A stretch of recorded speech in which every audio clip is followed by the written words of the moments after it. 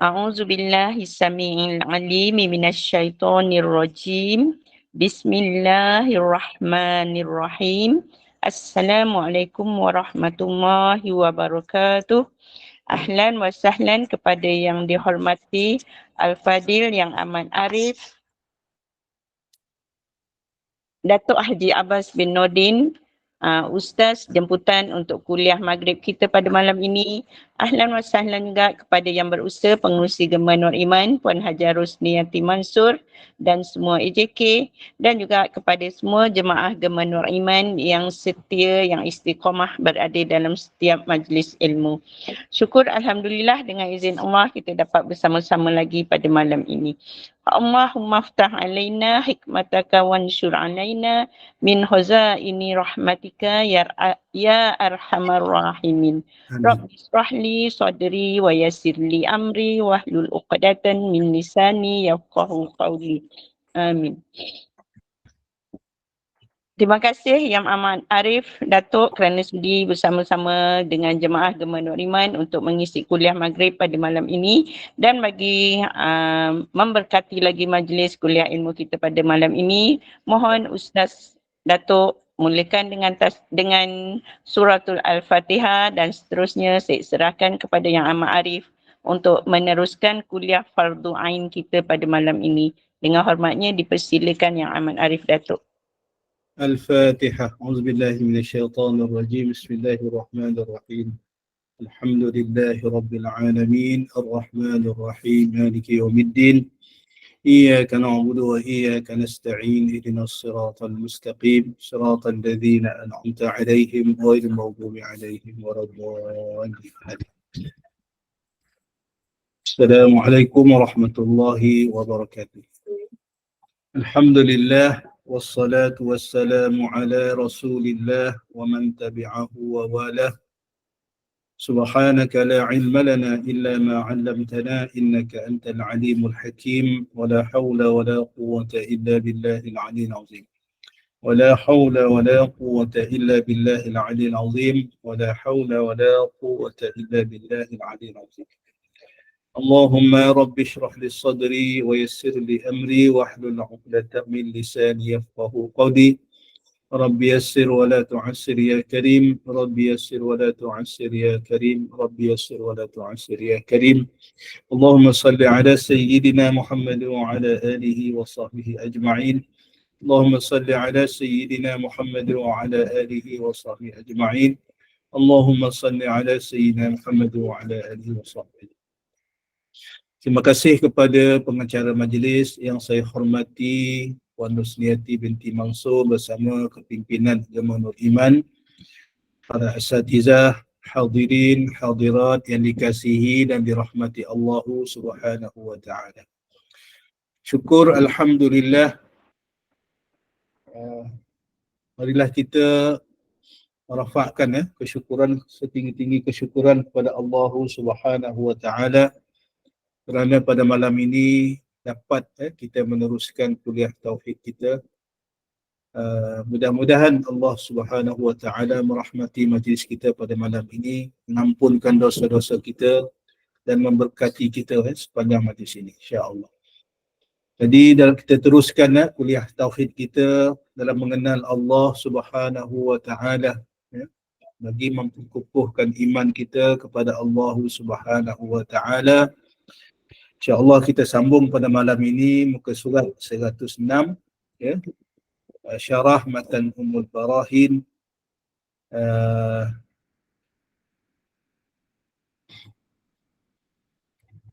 dalam bab mengenal Allah Subhanahu wa taala berdasarkan hukum akal. Muka surat 106 saya baca dulu matan daripada kitab Ummul Barahin, karangan Al-Imam As-Sanusi. Bismillahirrahmanirrahim. Wa amma burhanu wujub ittisafihi ta'ala bil qudrah wal iradah wal ilmi wal hayah fali'annahu law intafa syai'un minha lama wujida syai'un minal hawadith.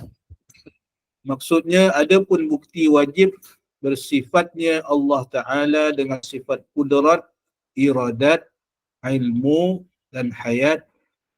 Kerana sekiranya jika tiada sesuatu daripadanya, nescaya tiada terdapat suatu pun daripada benda-benda yang baharu. Jadi dalam matan ini menyebutkan ya sifat-sifat ma'ani, disebutkan sekaligus empat sifat, sifat kudrat, iradat, ilmu dan hayat. Jika kita buka kitab-kitab tauhid yang lain, para ulama biasanya membahaskan tiga sifat sekaligus: kudrat, iradat, ilmu, dan jarang dicampurkan dengan hayat sekaligus. Jadi dalam kitab ini Al-Imam As-Sanusi menggabungkan keempat-empat sifat ini sekaligus, nak mendalilkan ataupun nak mendatangkan bukti jika Allah Subhanahu wa Ta'ala tidak bersifat dengan mana-mana salah satu sifat daripada sifat-sifat ini, menjadi dalil bahawa tidak akan wujud satu pun alam ini daripada yang baharu daripada alam ini. Kita tengok syarah. Al-Imam Sanusi pada matan ini menjelaskan tentang bukti secara akli, yakni secara hukum akal, bahawa Allah Subhanahu wa Ta'ala bersifat dengan sifat kudrat, yakni kuasa. Iradat, yakni Allah Ta'ala berkehendak. Ilmu, maha mengetahui, dan hayat, maha hidup. Hakikat sifat kudrat adalah satu sifat yang dinisbahkan kepada wujud sesuatu yang dapat dilihat dengan mata dan didengar dengan telinga. Sifat tersebut ada pada zat Allah Subhanahu wa Ta'ala yang memungkinkannya mengadakan atau meniadakan setiap yang mungkin. Jadi mana sifat kudrat ini menggambarkan kuasa, betapa Allah Subhanahu wa Ta'ala maha berkuasa. Sifat yang wujud yang berdiri pada zat Allah Subhanahu wa Ta'ala. Sifat dipanggil sifat wujudiyah. Sifatun wujudiyatun bizatihi ta'ala. Disebut dalam kitab begitu. Sifat wujudiyah. Apa maksud sifat wujudiyah? Sifat yang wujud, yang kita boleh nampak. Sekarang ni kita tak nampak. Sebab apa? Sebab tidak dizahirkan, dinampakkan oleh Allah Subhanahu wa Ta'ala. Tetapi kenapa dipanggil sifat wujudiyah? Sifat yang wujud. Sebahagian ulama membahaskan bahawa kesemua sifat-sifat ma'ani ni yang kita panggil sifat wujudiyah ini, jika dikehendaki oleh Allah Subhanahu wa Ta'ala dapat kita lihat. Yang saya dulu selalu bahaskan, yang kita nampak apa dia? Asar dia. Maknanya apa? Hasil tindakan kudrat Allah Subhanahu wa Ta'ala itu kita dapat lihat wujudnya alam ini. Dengan kuasa Allah Subhanahu wa Ta'ala, natijahnya apa? Wujud alam ini. Sebab Allah Subhanahu wa Ta'ala lah yang maha berkuasa menjadikan segala yang mungkin ataupun tidak menjadikan. Itu kuasa Allah Subhanahu wa Ta'ala. Bukan setakat menjadikan, tidak menjadikan pun. Dia termasuk maknanya mengadakan atau meniadakan. Segala yang mungkin, segala yang ada pada alam ini. Itu di segi sifat kudrat. Ini menjadi dalil kepada di segi hukum akalnya. Jika Allah Subhanahu wa Ta'ala tidak berkuasa, mana mungkin alam ini wujud. Itu di segi hukum akal. Boleh kita ringkaskan begitu.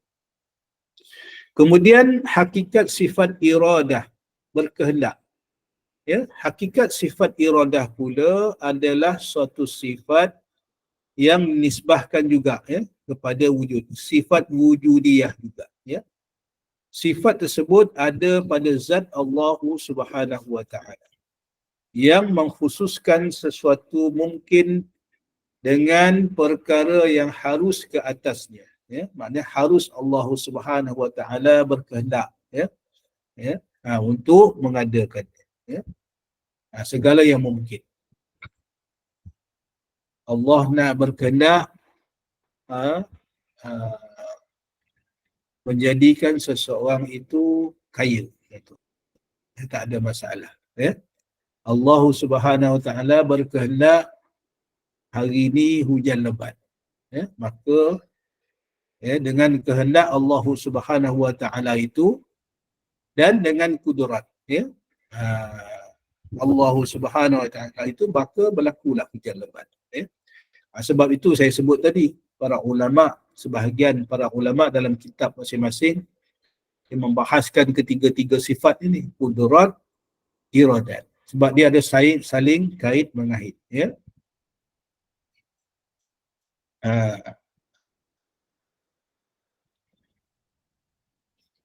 Sifat tersebut ada pada zat Allah, sifatun wujudiyatun bidzatihi ta'ala, sifat wujudiyah pada zat Allah Subhanahu wa ta'ala, sama macam sifat kudrat tadi.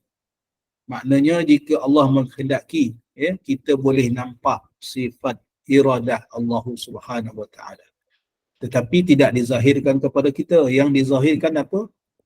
Natijah ataupun dipanggil athar, kesan-kesan ataupun hasil tindakan, hasil tindakan sifat Allah Subhanahu wa taala. Ini yang kita mengaji dulu dalam bab ta'alluq kudrat, ta'alluq iradat, bagaimana Allah Subhanahu wa taala nak menggambarkan kekuasaannya daripada zaman qadim, zaman sebelum adanya alam ini, sehinggalah terjadinya, yang kita mengaji dulu bab ta'alluq tanjizi qadim, bab ta'alluq tanjizi hadis. Kalau ingat lagi lah, tak ingat pun tak apalah, sekurang-kurangnya kita tahulah ada istilah tu. Ta'alluq tanjizi qadim, ketentuan yang Allah telah tetapkan sejak azali lagi,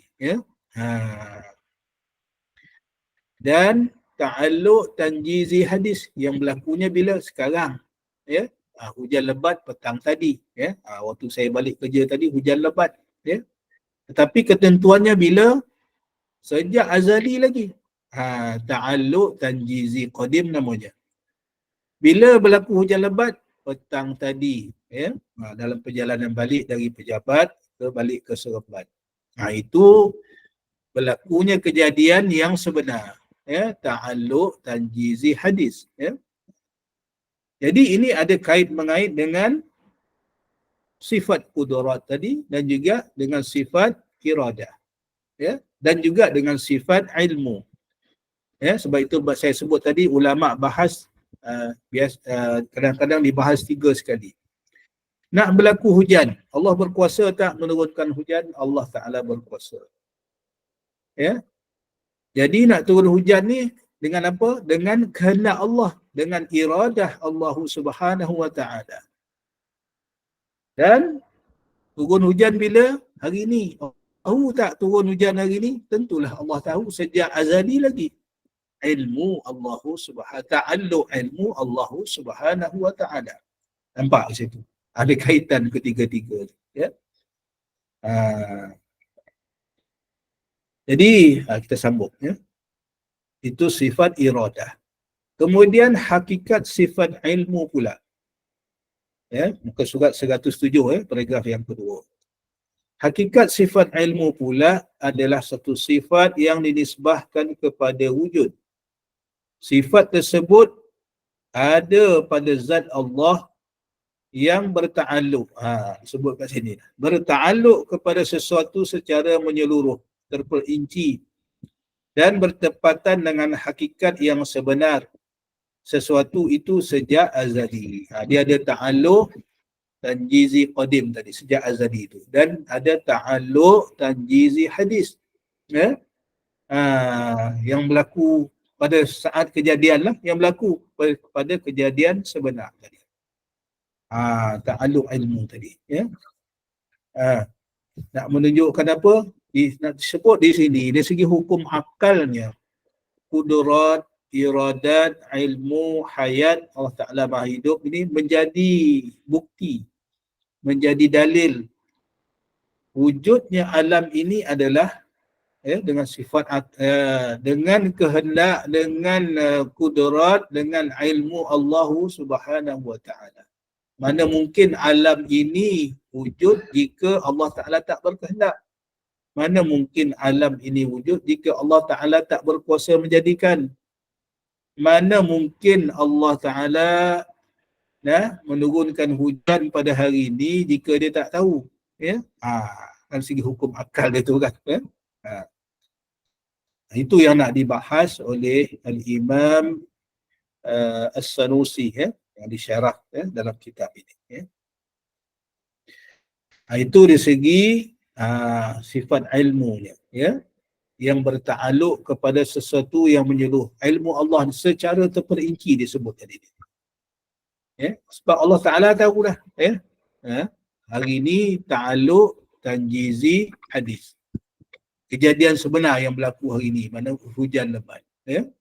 Kemudian saya tadi dalam perjalanan balik tadi ada aksiden pula. Keluar saja daripada Lebuh Raya Ilim masuk ke Lebuh Raya Utara Selatan, dinilai satu kejadian aksiden. Ini semua dalam ta'alluq ilmu Allah Subhanahu Wa Ta'ala. Mana mungkin berlaku jika tidak ada kehendak Allah Subhanahu Wa Ta'ala? Mana mungkin berlaku tanpa kuasa Allah Subhanahu Wa Ta'ala? Mana boleh berlaku ataupun terlepas daripada ilmu Allah Subhanahu Wa Ta'ala? Jadi ini yang disebut tadi. Mana mungkin berlaku ataupun wujudnya sesuatu yang baharu pada hari ini tanpa kudurat, tanpa iradat, tanpa ilmu Allah Subhanahu Wa Ta'ala. Kemudian yang keempat, yang ketiga. Manakala apabila sifat hayat pula adalah satu sifat yang dinisbahkan kepada wujud. Sifat wujudiyah juga. Ia merupakan sifat utama yang mengesahkan keberadaan sifat-sifat yang lain.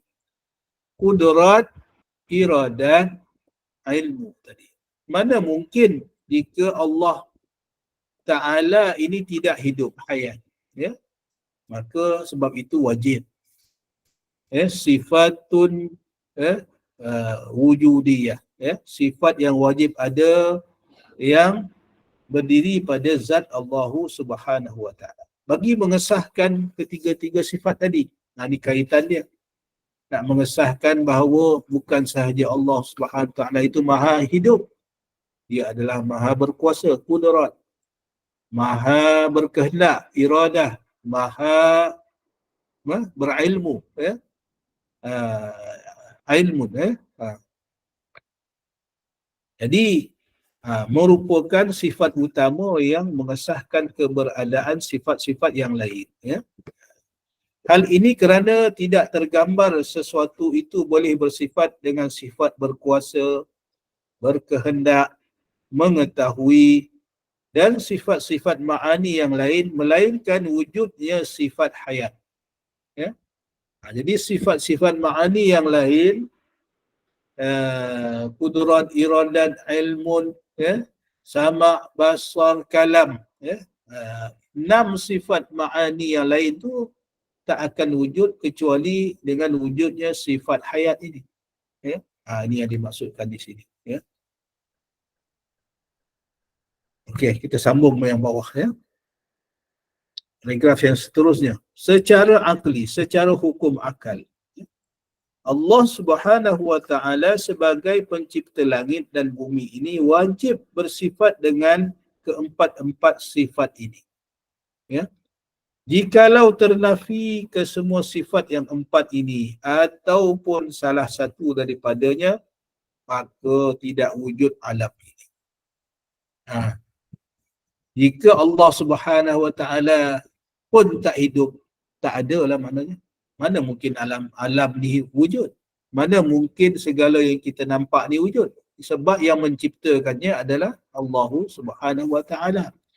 Ini akal kita tak akan boleh terima, ya, jika yang mencipta tak wujud ataupun yang mencipta tu tak hidup, ya. Sama juga akal kita tak boleh terima jika Allah Taala itu hidup. Akal kita tak boleh terima, ya, wujudnya alam ini jika Allah Taala itu tidak berkuasa, tidak berkehendak, tidak berilmu. Mana mungkin wujud alam ini. Di situ kita nak sabitkan. Jikalau ternafi, itu sebut tadi ni. Jikalau ternafi ke semua sifat yang empat ini ataupun salah satu daripadanya, maka tidak wujud alam ini. Sedangkan, surat 108 sedangkan alam berserta isinya dapat kita saksikan dengan mata kepala kita sendiri. Maka disebabkan itu mustahil Allah Subhanahu Wa Taala tidak bersifat dengan keempat-empat sifat ini. Mustahil Allah Taala mati. Mustahil Allah Subhanahu Wa Taala tidak berkehendak. Mustahil Allah Taala tidak berilmu. Mustahil Allah Taala tidak berkuasa. Keempat-empat sifat tadi. Mustahil. Hukum akalnya mustahil. Akal kita tak boleh terima. Hal ini seperti mana yang dijelaskan oleh Al-Imam Ad-Dusuki di dalam kitabnya, iaitu kitab Imam Dusuki, Hasyiah Ad-Dusuki ala Umil Barahin. Ini syarahan ataupun pencerahan kitab yang dipanggil Hasyiah. Hasyiah ni bawah kepada syarah lagi. Dia bila ada kitab, yang pertama ada syarah. Syarah ni maknanya dia punya perbahasan. Perbahasan lanjut. Hasyiah ini lebih halus lagi. Maknanya panggil apa dia punya, kalau undang-undang ni, undang-undang utama ni kita panggil akta atau enactment. Kemudian untuk melaksanakan enactment ini, dia ada pula kaedah. Ada pula kaedah bagaimana nak dilaksanakan undang-undang itu. Ada kaedah-kaedahnya. Itu undang-undang kita panggil undang-undang subsidiary. Dia macam itulah. Dalam kitab ni yang utamanya matan. Matan ni mana itulah perkataan Al-Imam As-Sanusi. Itulah karangan Al-Imam As-Sanusi. Disyarah, syarah ini banyak. Sekarang kitab ini disyarah oleh Dr. Yusri Majlan dan kawan-kawan beliau. Dan daripada syarah ini boleh pula dihalusi lagi. Itu dinamakan hasyiah. Macam dalam kaedah tadi ni, kaedah itu menjelaskan undang-undang. Di bawah kaedah itu pula ada kita panggil undang-undang kecil ataupun peraturan-peraturan. Dia ada kaedah, kemudian ada peraturan kecil pula, untuk menjelaskan lagi. Hasyiah ni lebih kurang macam itulah, kalau kita nak kiaskan. Jadi dalam kitab Al-Imam Ad-Dusuki ni, yang mensyarahkan dalam hasyiah dia ni, dalam merujuk kepada kitab Ummul Barahin karangan Imam As-Sanusi ini, kata beliau dalam surat 108 itu, "Law intafa syai'un min hadhihi as-sifatil arba' lama wujida syai'un min al-hawadis lakin at-tali batilun bil musyahadati fabatal al-muqaddam wa huwa intifa'u syai'in min hadhihi as-sifatil arba' fathabata naqiduhu wa huwa wujudu kulli wahidatin minha wa huwa al-matlub." Bermaksud, jikalau ternafi satu sifat daripada empat sifat ini, qudrat, iradat, ilmu, hayat tadi. Maka tiadalah terdapat suatu pun daripada benda-benda yang baharu itu, namun kenyataan yang terkemudian at-tali itu batil dengan penglihatan. Maka kenyataan yang terdahulu al-muqaddam itu juga terbatal, iaitu ternafi. Ya? Satu sifat daripada empat sifat ini. Maka tetaplah sebaliknya, iaitu wujud sifat-sifat ini pada zatnya, dan inilah yang dikehendaki. Ya. Bahasa dia ni bahasa yang ni sikit lah. Kalau kita baca sepintas lalu tak faham. Apa yang Imam Dusuki nak sebutkan di sini. Jikalau ternafi satu sifat daripada empat sifat ini. Imam Dusuki dalam kitab dia ni beritahu begitu. Maknanya jika salah satu sifat ni tak wujud. Daripada empat sifat ni. Tak kira lah mana-mana. Kudrat ke, iradat ke, ilmun ke, hayat ke. Kalau ternafi salah satu, maka tiadalah terdapat suatu pun daripada benda-benda yang baharu itu. Saya dah sebutkan tadi. Jika tak ada sifat kudrat bagi Allah Subhanahu Wa Taala, Allah Taala tak berkuasa, mana mungkin alam ini wujud? Sama juga. Jika Allah Ta'ala tak berkehendak, tak ada alam ini. Jika Allah Ta'ala tak berilmu, maka mustahil Allah Ta'ala ciptakan alam yang begitu indah yang kita tengok, yang bermacam-macam. Jika Allah Ta'ala tidak bersifat dengan sifat hayat, hidup, mana mungkin alam ini ada. Ini yang nak disebut oleh Al-Imam Dusuki tadi. Semua disebut di sini, namun kenyataan yang terkemudian at-tali itu batil dengan penglihatan. Maka kenyataan yang terdahulu al-muqaddam itu juga terbatal, iaitu ternafi satu sifat daripada sifat-sifat. Apa yang terkemudian, apa yang dulu di sini disebut ni. Yang mana yang terkemudian, yang mana yang dahulu. Yang dimaksudkan oleh Imam Ad-Dusuki ni. Yang terkemudian ialah wujudnya alam ini. Siapa dulu jadi? Sifat Allah ada dulu ke? Alam ini ada dulu. Kuasa Allah ada dulu ke? Alam ini yang ada dulu. Sudah tentulah sifat-sifat yang kita beriman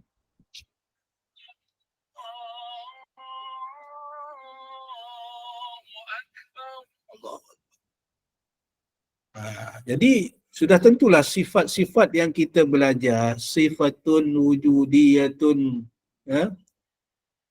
bizatihi ta'ala ini. Sifat wujudiyah yang wujud pada zat Allah Subhanahu Wa Ta'ala, yang kita beriman sifat ini qadim. Wujud zat Allah, wujudlah sifatnya. Qadim, apa maksud qadim? Tak ada permulaan. Wujud Allah Subhanahu Wa Ta'ala tak ada permulaan. Sifat-sifatnya pun sama juga. Sebab kita mengimani begitu. Jadi yang kemudian ini adalah alam. Bila Allah Ta'ala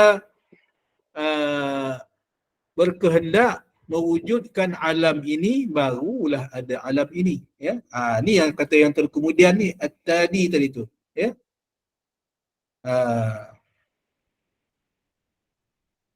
Batil dengan penglihatan. Tak dapat kita nak tengok alam ini kalau tak ada sifat Allah Subhanahu Wa Ta'ala tadi. Tak ada sifat berkehendak Allah Subhanahu Wa Ta'ala nak menjadikan, tak adalah alam ini. Tak ada kudrat Allah Subhanahu Wa Ta'ala, maka mustahil alam ini wujud.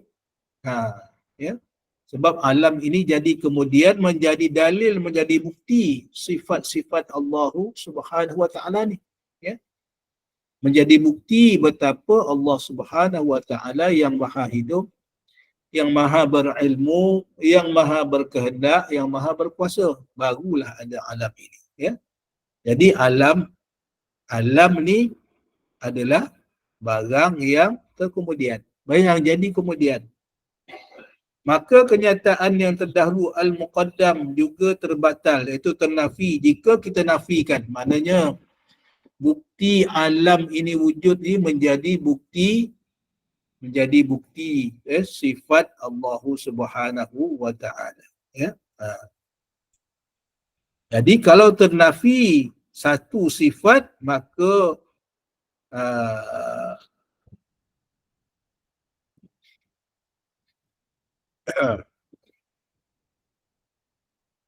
maka mustahil lah. Kalau ternafi salah satu sifat, maka tak akan wujud alam ini. Ya? Salah satu ataupun keempat-empat sifat itu, ataupun salah satu sifat ini ternafi, mustahil. Ya? Maka tak wujud alam ini. Ya?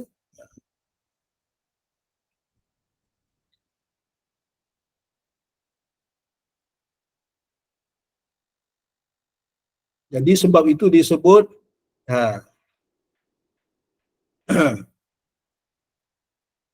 iaitu wujud semua sifat-sifat ini pada zatnya, dan inilah yang dikehendaki. Ya? Alam yang wujud kemudian itu menjadi bukti kepada keempat-empat sifat Allah Subhanahu wa taala tadi. Ya? Ini yang nak ditunjuk ataupun dari segi hukum akalnya oleh Al-Imam Ad-Dasuki. Ya? Sebab alam ini menjadi bukti secara akalnya bahawa alam ini wujud dengan kudrat Allah, ya, dengan ilmu Allah, dengan kehendak Allah, ya. Dah tentulah dengan nak menunjukkan betapa Allah Subhanahu wa taala itu maha hidup, ya. Rasa boleh faham tak, ya? Okey, kita pindah ke surat 109. Perhatian, tanbihun, perhatian. Ini perhatian ni maknanya bila ada perkataan tanbihun dalam kitab, maknanya pengarang minta kita beri perhatian, ada beberapa perkara yang nak dijelaskan ataupun untuk diperkukuhkan untuk kepahaman kita, ya. Tanbihun ataupun perhatian, muka surat 109, ya. Kita perlu beri perhatian bahawa kewujudan alam bergantung dengan empat sifat ini.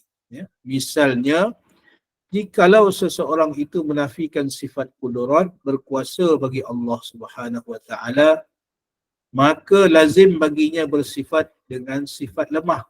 Sedangkan sesuatu yang bersifat lemah tidak mampu mengadakan sesuatu yang baharu disebabkan kelemahannya. Di segi hukum akalnya, ya. Mana mungkin kalau Allah Subhanahu taala itu lemah, ya, tidak kudrat, tidak berkuasa, lemahlah, mustahil, ya. Mustahil Allah Taala bersifat lemah, sebab jika Allah Taala bersifat lemah, mana mungkin Allah Subhanahu wa taala nak mengadakan sesuatu yang baru, nak mengadakan alam ini, nak menurunkan hujan pada hari ini, nak mengadakan itu dan ini, ya. Paragraf seterusnya, jikalau seseorang itu menafikan sifat iradat, berkehendak bagi Allah Subhanahu wa taala, maka ternafi juga ta'alluq at-takhsis, ya, menentukan, ya, yang ada pada sifat iradah, serta lazim baginya bersifat tidak berkehendak. Akibatnya ternafi wujudnya alam kerana Allah Subhanahu wa taala tidak berkehendak menciptakannya, ya. Jikalau Allah Ta'ala tak berkehendak, ringkasnya, maka mustahil wujud alam ini. Jikalau Allah Ta'ala tak berkehendak, maka tak lahirlah kita, ya. Jikalau Allah Subhanahu wa taala tidak berkehendak, maka tak dapat kita adakan kuliah pada malam ini. Ini semua dengan kehendak Allah Subhanahu wa taala. Dengan iradah ataupun berkehendak Allah Subhanahu wa taala. Ya, disebut tadi ta'alluq takhsis, ya, ketentuan Allah yang telah dikhususkan. Malam ni kita bertemu secara online, ya. Ta'alluq tanjizi qadimnya bila? Sejak azali dulu lagi. Ya. Kita tahu ke tak tahu? Tak tahu. Ya. Semua yang kita tahu pada malam ini kejadiannya kita bertemu di alam maya. Ya. Berlaku malam ni. Ya. Dengan kehendak Allah Subhanahu wa ta'ala. Jadi sebab itu disyarahkan di sini, kita ambil perhatian, jikalau akibatnya ya, jikalau Allah Subhanahu wa ta'ala tidak berkehendak, maka ternafi wujudnya alam, maka akan tak adalah alam ini jikalau Allah Subhanahu wa ta'ala tidak berkehendak. Kemudian paragraf seterusnya, jikalau seseorang itu menafikan sifat ilmu mengetahui bagi Allah, mengetahui bagi Allah Subhanahu wa ta'ala, maka lazim baginya bersifat dengan sifat jahil. Mustahil. Sesuatu yang jahil tidak mampu mengadakan sesuatu yang baru disebabkan kejahilannya. Ini kita tolak. Mustahil. Akal kita akan menolak. Mana mungkin alam ini diciptakan oleh orang yang jahil ataupun suatu kuasa yang jahil, tidak berpengetahuan. Mana mungkin. Akal kita tak boleh terima. Sebab kita lihat alam ini saja, kejadian alam ni pun satu yang pada pemikiran kita sangat pelik. Macam mana tak pelik? Berapa bilion dah manusia dalam ni, setiap jari semua tak sama. Berapa ramai kejadian yang berlaku dalam dunia ni, berapa banyak kejadian yang berlaku dalam dunia ni, banyak perkara yang tak dijangka, yang berlaku. Mana kita nak tahu? Inilah kehendak Allah Subhanahu wa ta'ala. Betapa berilmunya Allah Subhanahu wa ta'ala. Kalau kita tilik penyakit sajalah, sebab penyakit lah. Dulu-dulu mana ada penyakit yang moden-moden ni, tak ada, tak tahu mana datang. Tak tahu mana datang. Macam cuma manusia ni boleh buat teori je lah. Macam COVID. COVID ini. Teori dia adalah kata daripada China lah. Tapi bila dipikir-fikirkan pelik pula. Bila disuruh ambil vaksin. Ambil vaksin pun dipetikai macam-macam kan. Ni ilmu manusia lah kan. Betapa nak tunjuk betapa ilmu Allah Subhanahu wa ta'ala ini meliputi segala ilmu. Betapa terbatasnya manusia ni kan. Andaian COVID ni datang daripada itu, datang daripada ni, kemudian dia bertukar-tukar pula, ada COVID itu, ada COVID ini, tak dapat kita cari ubat yang sebenarnya, sampai hari ni masih ada lagi COVID ni, kan pelik kita memikirkan. Dulu tak ada, mana datang? Dengan kehendak Allah, dengan ilmu Allah Subhanahu wa ta'ala. Banyak lagi lah perkara yang kita boleh fikir. Dulu kita tak terfikir pun, saya lah waktu kecil-kecil, tak terfikir pun satu hari akan naik kapal terbang ke sana kemari. Tak terfikir pun. Sebab apa? Sebab dulu daripada keluarga susah, duduk di kampung. Bila nampak kapal terbang lalu tu, kita zaman kecil-kecil, mau lompat-lompat, nampak kapal terbang lalu. Sebab tak pernah tengok kapal terbang. Nampak lalu di atas langit awan dia kan. Kita pun tak sangka. Mana nak sangka malam ni kita bertemu dalam kuliah ni. Dapat kenal ramai orang dalam grup Gemma Nur Iman ni. Tak pernah terfikir di akal kita. Dulu kita tak pernah terfikir pun. Dengan takdir ataupun dengan kehendak Allah Subhanahu wa ta'ala. Kita sambung muka surat 110. Jikalau seseorang itu menafikan sifat hayat, sifat hidup bagi Allah Subhanahu wa ta'ala, maka lazim baginya bersifat dengan mati dan turut ternafi sifat-sifat yang lain yang disifatkan baginya, yang ini bagi Allah.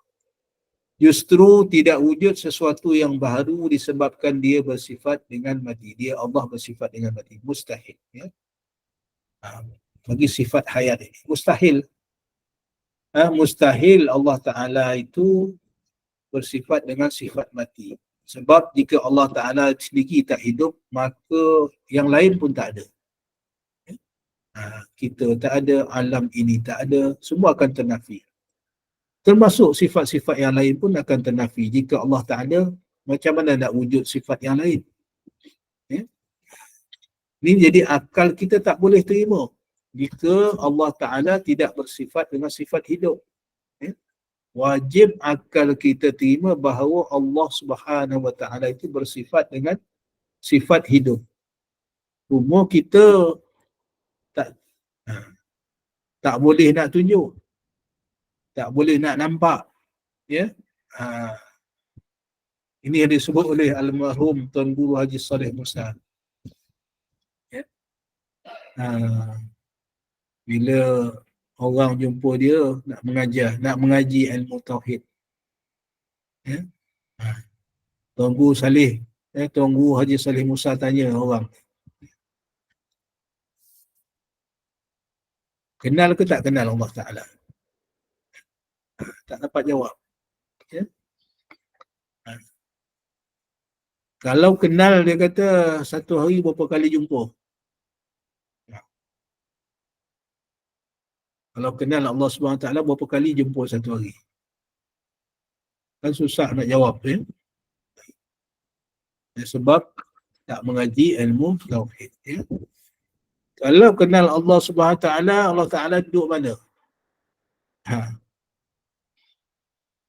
Tak dapat jawab. Ya? Kalau kita tak mengaji tauhid. Ya? Sebab Allah Subhanahu, bila kita mengaji baru kita faham. Allah Subhanahu Wa Ta'ala laisa kamitslihi syai'un, tidak menyerupai sesuatu pun. Tidak sama dengan sesuatu pun. Walam yakul lahu kufuwan ahad, tak ada sesuatu pun yang sama dengan Allah Subhanahu Wa Ta'ala. Allah Subhanahu, qul huwallahu ahad, Allah Subhanahu Wa Ta'ala Maha Esa. Kita belajar lagi bab wujud qidam baqa, wujudnya yang macam mana? Wujudnya tiada permulaan, tiada pengakhiran, ya, tiada sesuatu pun yang menyerupai Allah Subhanahu Wa Ta'ala. Ya. Jadi bila kita belajar sifat 20 ini, barulah kita mengenal Allah Subhanahu Wa Ta'ala. Ya. Dan sebab itu disyarahkan dalam ini. Ya. Diambil perhatian pada kita bagaimana di segi hukum akalnya jika Allah Subhanahu Wa Ta'ala ini tidak bersifat dengan sifat hidup, yang ini lawannya mati, ya, yang mustahil bagi Allah, maka semuanya akan ternafi. Ya, tak wujud alam ini, tak wujud sifat-sifat yang lain, ya, bagi Allah Subhanahu Wa Ta'ala. Ya, jadi mustahil, ya, mustahil, ya, pada akal bahawa Allah Subhanahu Wa Ta'ala itu mati. Ya. Inilah yang boleh mengukuhkan di segi akal fikiran kita yang waras bahawa Allah Subhanahu Wa Ta'ala itu Maha Hidup yang bersifat dengan segala sifat kesempurnaan. Sambung, ya. Namun menafikan wujud sesuatu yang baharu itu mustahil kerana wujudnya alam yang dapat dilihat ini. Maka alam ini wujud adalah dalil bahawasanya Allah bersifat dengan keempat-empat sifat ini. Barang dah wujud dah. Alam ini dah wujud dah. Boleh tak kita nafikan kewujudan alam ini? Tak boleh. Mustahil. Ini yang disebut sebagai perhatian kita. Namun dia kata, Sebab alam ni dapat kita tengok, dapat kita lihat. Allah Ta'ala bentangkan alam ini depan kita. Ya, semua kejadian ciptaan Allah Subhanahu Wa Ta'ala dalam alam ini dapat kita lihat. Ya, yang jauh, yang dekat, yang tinggi, yang rendah, yang besar, yang kecil, semua juga dapat kita lihat. Dan alam yang wujud depan kita inilah yang menjadi dalil. Ya, menjadi dalil bahawa Allah Subhanahu Wa Ta'ala bersifat dengan hidup, bersifat dengan ilmu, maha mengetahui, bersifat dengan iradah, maha berkehendak, bersifat dengan qudrah, maha berkuasa. Ya. Kita pergi kesimpulan insya-Allah. Ke surat 110 kesimpulan. Berdasarkan keterangan di atas, dapat disimpulkan bahawa Allah Subhanahu Wa Ta'ala wajib bersifat dengan kudrat, ini berkuasa, iradat, berkehendak, ilmu, mengetahui, dan hayat, hidup. Hal ini kerana jika Allah Subhanahu Wa Ta'ala sebagai pencipta alam ini tidak bersifat dengan keempat-empat sifat ini, nescaya akan membawa kepada ketiadaan suatu pun daripada alam ini. Maknanya jika Allah Ta'ala tidak bersifat dengan keempat-empat sifat ini, mustahil alam ini ada. Justru akal yang sihat berpandukan kaedah pemikiran yang diasaskan oleh para ulama pasti akan menerima bahawa alam ini diciptakan oleh Allah Subhanahu Wa Ta'ala yang wajib bersifat dengan sifat hayat, yang menciptakan sesuatu dengan kudratnya dan yang menentukan keadaan, sifat dan kedudukan dan sebagainya dengan sifat iradatnya. Dan dalam masa yang sama, segala ciptaannya itu tertakluk di dalam ilmunya yang telah diketahui sejak azali lagi. Ya? Dia balik kepada ta'alluq sifat kudrat, iradat tadi. Ya?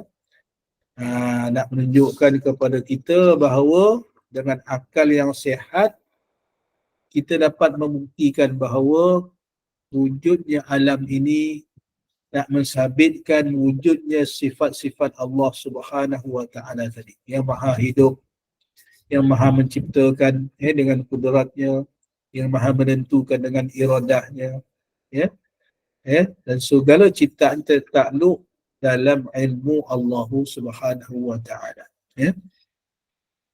Jadi hadirin hadirat sekalian, kita habis tajuk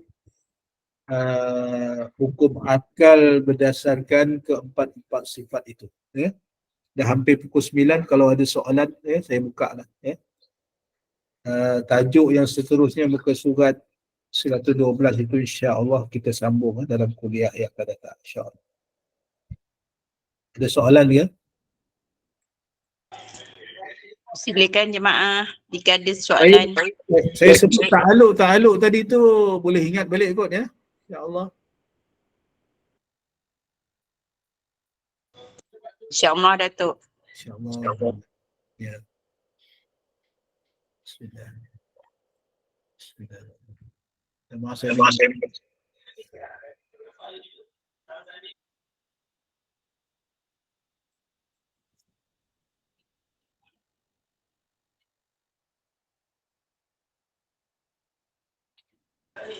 Ada soalan? Kalau ada, tak ada soalan ni Datuk. Senyap je. tak ada Sebab di tajuk ni rasanya tak adalah. Segi hukum akal dia. Tak ada soalan Datuk, boleh kongsi sedikit dengan jemaah yang ada ni berkenaan ni kot Datuk. Apa tu? Malam ni pusat bain. Tadi tak ada kita berkongsi sedikit Datuk. Okey. Malam ni 10 Syaban tadi ya. Ya.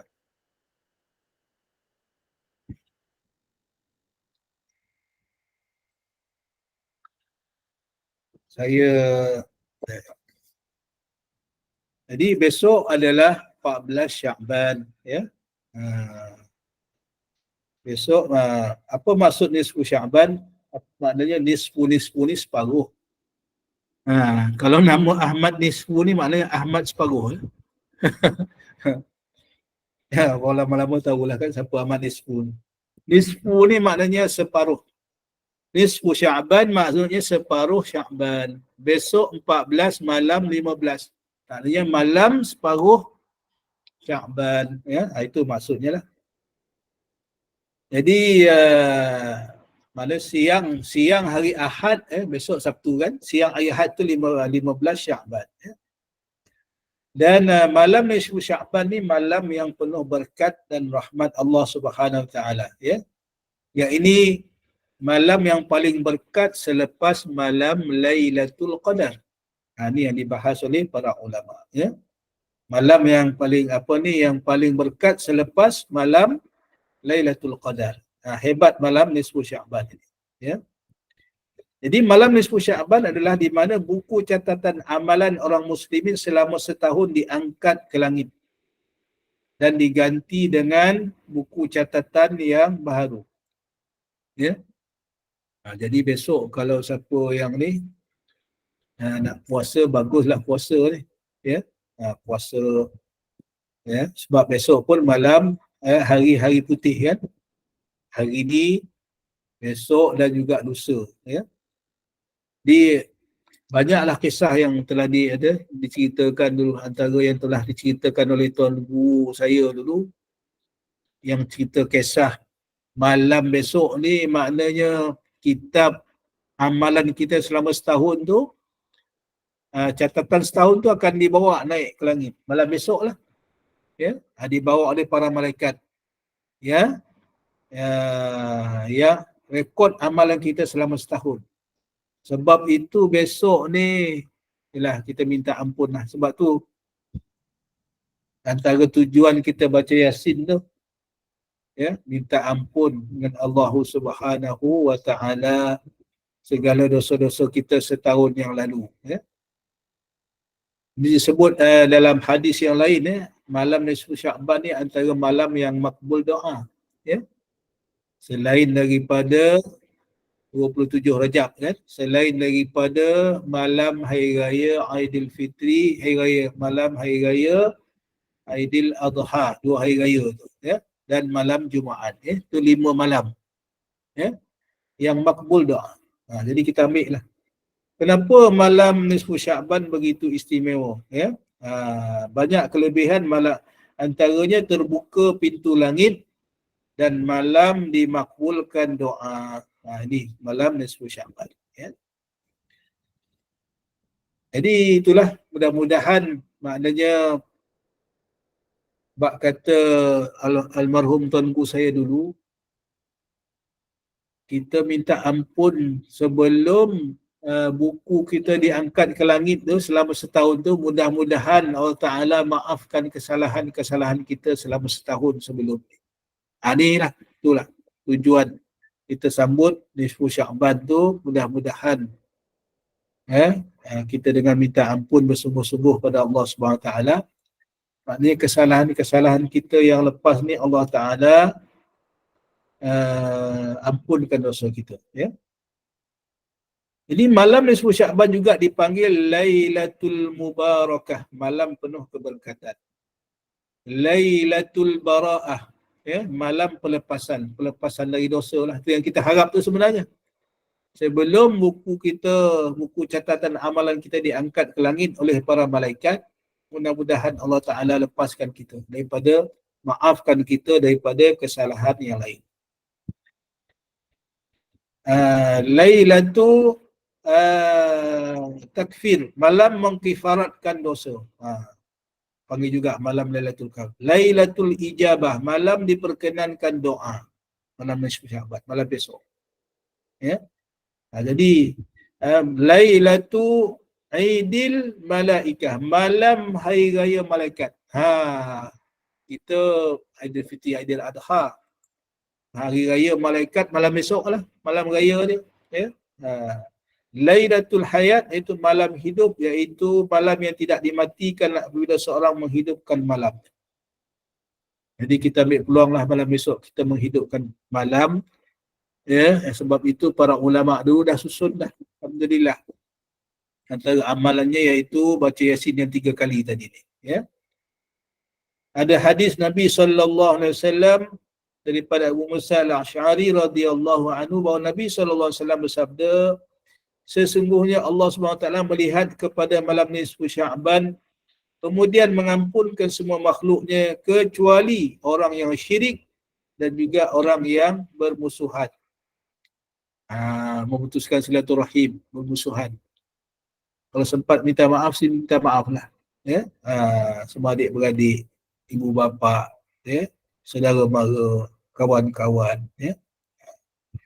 Ini hadis Nabi. Ya? Allah Ta'ala kita ambil pulang sebab Allah Ta'ala buka pintu keampunan di malam nisfu Sya'ban. Daripada Aisyah radhiyallahu anhu katanya bahawa Nabi sallallahu alaihi wasallam bersabda, sesungguhnya Allah SWT turun ke langit dunia pada malam nisfu Sya'ban. Kemudian mengampunkan sebanyak bilangan bulu kambing pengawal. Bulu kambing. Dapat tak kita kira bulu kambing? Ini tasbih, ya, ini gambaran betapa pemurahnya Allah SWT pada malam nisfu Sya'ban. Banyak mana dosa kita pun, insya-Allah. Ya, mudah-mudahan Allah Ta'ala ampunkan dosa kita. Ya. Kita ambil peluang. Hadis lain daripada Abdullah bin Umar radhiyallahu anhu. Abdullah bin Amr radhiyallahu anhu bahawa Nabi SAW bersabda, Allah SWT melihat pada malam nisfu Sya'ban kemudian mengampunkan hamba-Nya kecuali dua orang, itu dua golongan, iaitu orang yang bermusuhan dan orang yang membunuh diri. Ini hadis yang lain. Kalau bunuh diri tak ada can lah. Orang yang berseteru pun tak ada can. Betul kita bermaaf-maafan lah. Ya? Kalau ada salah silap.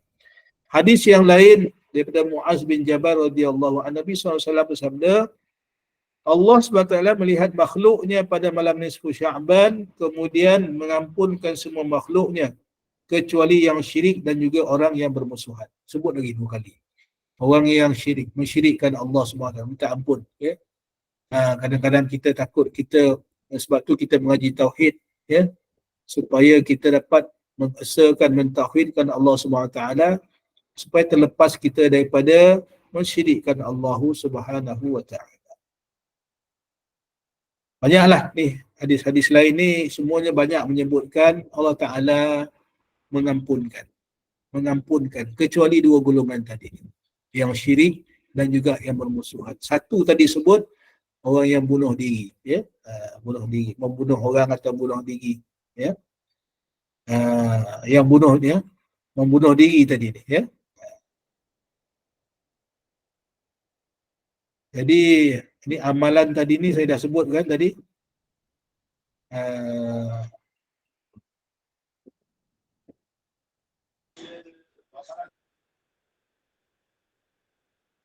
Amalan yang pertama tadi solat sunat malam Lailatul nisfu Sya'ban tadi, ada solat sunat, ya. Kemudian amalan kedua membaca Yasin sebanyak 3 kali tadi. Disebut oleh Al-Imam Abdul Ghani bin Ismail An-Nablusi dalam kitabnya Fadail Ayyam wa Syuhur.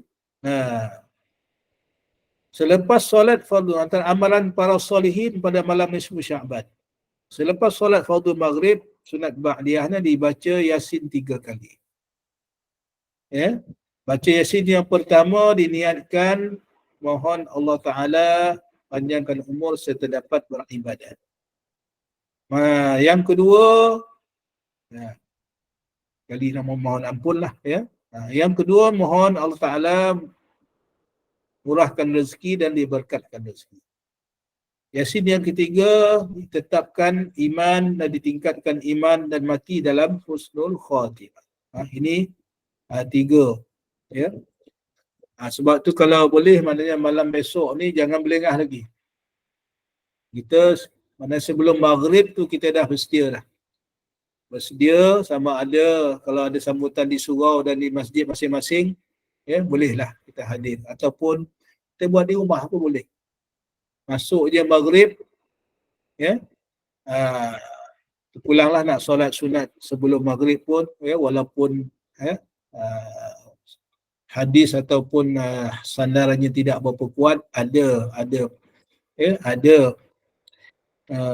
ada dalil, ya, ada dalil. Dalam kitab Al-Fiqhul Islam wa Adillatuh ada hadis Nabi sallallahu alaihi wasallam. Walaupun orang kata sebelum maghrib ni tak apa sunat ni tak dituntut. Tapi ada hadis yang dimuatkan dalam kitab Al-Fiqhul Islam wa Adillatuh karangan Dr. Wahbah Az-Zuhaili. Dalam hadis tersebut bainal azan wal iqamah raka'atain. Di antara azan dan iqamah itu 2 rakaat. Ada solat sunat 2 rakaat. Boleh. Ya. Kalau nak cepat tak buat pun tak apa, ya. Sunat, sunat yang tidaklah bukan sunat muakkad. Tapi ada dalil. Sunat selepas maghrib itu dituntut. Sunat muakkad. Itu jangan tinggal, ya. Lepas saja solat sunat maghrib terus baca Yasin, ya. Dan dia berdoa lah, ya, doa minta ampun. Ni ada dimuatkan doa panjang lah. Ya, kalau saya nak baca mungkin tak sempat nak salin dan sebagainya, masa yang terhad lah, ya.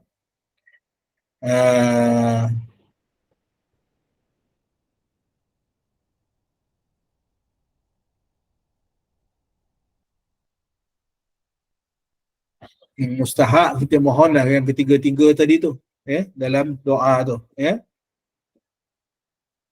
Tetapkan iman, dimurahkan rezeki, diberkatkan umur, diberkatkan rezeki, dimatikan dalam husnul khatimah, ya. Kita doalah yang baik-baik untuk diri kita dan juga ahli keluarga kita, ya. Mudah-mudahan lah, ingat itu sikitlah perkongsian yang saya boleh cuma adalah dibahaskan oleh tuan-tuan guru lah. Dia kata syaratnya antara maghrib dan isyak, ya. Antara maghrib dan isyak. Maknanya ada yang sebahagian berpandangan masuk je waktu isyak, habislah waktu tu, ya. Tapi ada pandangan yang kedua, boleh je diteruskan, ya. Yasin kadang-kadang baca Yasin 3 kali ni maklumlah ambil masa, ya. Jadi sebab itu bacaan Yasin untuk 3 kali supaya kalau boleh memang di antara maghrib dan isyak ni yang paling afdal lah. Maknanya kita jaga masa tu, nak habiskan Yasin tu antara maghrib dan isyak sebelum masuk waktu isyak. Doa tu tak apa, ya? Itu yang afdal lah, yang disebut oleh para ulama, oleh tuan-tuan sebelum ini, ya. Ini yang sepengetahuan saya lah, ya. Mungkin di kalangan hadirin ada pengetahuan yang lain, wallahu a'lam. Jadi saya kira saya berhenti di situ dululah, ya. Yang baik daripada Allah Subhanahu wa taala, segala kelemahan dan kekurangan daripada diri saya sendiri saya mohon maaf. Aqulu qawli hadza astaghfirullah li wa lakum wassalamu alaikum warahmatullahi wabarakatuh. Saya serahkan kepada pengacara majlis. Waalaikumsalam warahmatullahi wabarakatuh. Terima kasih Datuk di atas perkongsian ilmu pada malam ini. Selain Datuk berkongsi ilmu dengan kita berkenaan dengan ilmu fardu ain, ilmu tauhid, mengesahkan Allah Ta'ala, Datuk juga telah sudi bersama berkongsi dengan kita fadilat malam nisfu Sya'ban malam esok. InsyaAllah semoga apa yang dikongsikan oleh Datuk memberi keberkatan ilmu yang berkat, ilmu yang bermanfaat, dan Allah Ta'ala izinkan untuk kita mengamalkannya pada malam esok, insyaAllah. Terima kasih Datuk kerana terus sudi bersama dengan Gubernur Iman, dan insyaAllah kita akan bersama Datuk lagi di masa dan hari yang lain. Jangan lupa esok kita akan ada kuliah subuh 6.45 pagi bersama dengan Ustaz Ahmad Safi'i. Tajuk pun tidak lari daripada malam esok, malam nisfu Sya'ban. InsyaAllah tambah ilmu yang akan kita perolehi. Sebelum kita mengakhiri kuliah maghrib pada malam ini, buat pengetahuan semua, kuliah isyak pada malam ini dibatalkan kerana Ustaz Haji Muhammad Naim tidak dapat bersama kita kerana ada hal yang tidak dapat dielakkan. Terima kasih Datuk, terima kasih semua jemaah, dan mohon Datuk tutup kuliah kita pada malam ini dengan tasbih kafarah dan surah Al-As. Dipersilakan Datuk.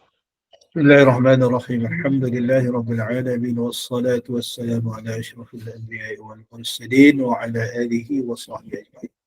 Allahumma faqihna fid din wa 'allimna ta'wil wa hdina siratal mustaqim. اللهم ربنا زدنا علما وارزقنا فهما ربنا زدنا علما وارزقنا فهما ربنا زدنا علما وارزقنا فهما ربنا آتنا في الدنيا حسنة وفي الآخرة حسنة وقنا عذاب النار وصلى الله على سيدنا محمد الحمد لله رب العالمين بسم الله الرحمن الرحيم سبحانك اللهم وبحمدك أشهد أن لا إله إلا أنت أستغفرك وأتوب إليك بسم الله الرحمن الرحيم والعصر إن الإنسان لفي خسر إلا الذين آمنوا وعملوا الصالحات وتواصوا بالحق وتواصوا بالصبر. Sekian, Assalamualaikum warahmatullahi wabarakatuh.